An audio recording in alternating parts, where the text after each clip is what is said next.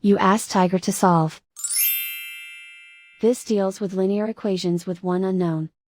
The final result is x equals -70. Let's solve it step by step. Group all constants on the right side of the equation. Add 8 to both sides. Simplify the arithmetic.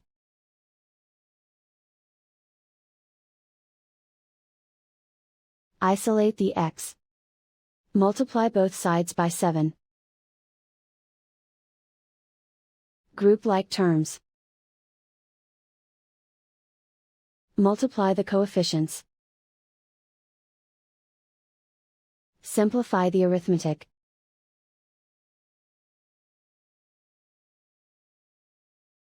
Convert the x into a positive number.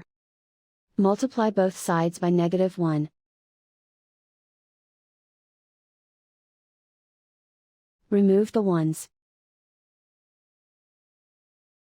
Simplify the arithmetic.